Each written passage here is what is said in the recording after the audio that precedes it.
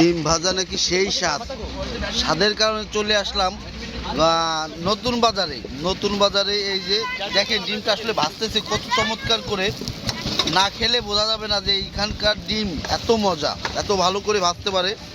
তো ডিম খেতে চলে এসেছে সাইফুল, হাবিবুল্লাহ, তারপর হচ্ছে ওহিদ, তারপর হচ্ছে টুঙ্গিপাড়া প্রেস ক্লাবের সেক্রেটারি মোহাম্মদ আফজাল হোসেন, আমি তো আছি। তো সবাই দেখেন ডিম দেখেন একবারে দেশি হাঁসের বিদেশি ডিম।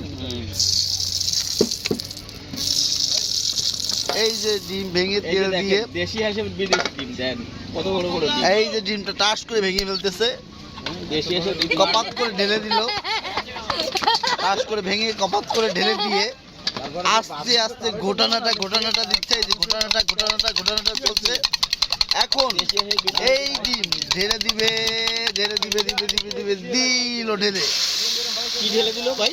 ডিম ঢেলে দিল। এই যে এখন একটু ঘুরিয়ে ফিরিয়ে নেড়ে চেড়ে তাওয়াতে ভেজে নিল সেই দেশি হাঁসের বিদেশি ডিম। ডিম কয়টা চলে প্রতিদিন ভাইয়া? 1.5 কেজি 2 কেজি চলে, বাজলি মনে করেন মেলা চলবে, বাজলি নিতে কিছু। আচ্ছা ডিমে নাকি মজা বেশি। পার পিস কত বিক্রি করো? হ্যাঁ, পার পিস কত? 25 টাকা। সেখানে আর কোনো সাহায্যই করে নাই।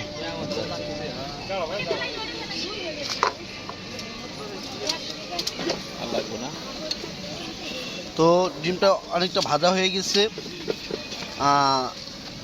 এখন কি হবে? এটা কি এভাবেই থাকবে নাকি এর উল্টা পাল্টা চলবে? এখন এই যে উল্টা পাল্টা চলতেছে, ঠিক আছে। এই যে উল্টিয়ে দিল, এখন আবার পাল্টিয়ে দিবে। এই দিল এই দিয়ে ফেলছে। কম দেয়,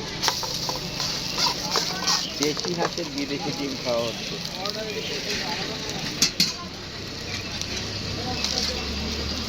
তাহলে উল্টো পাল্টা লেখো, যাতে মানুষ কমেন্ট করে।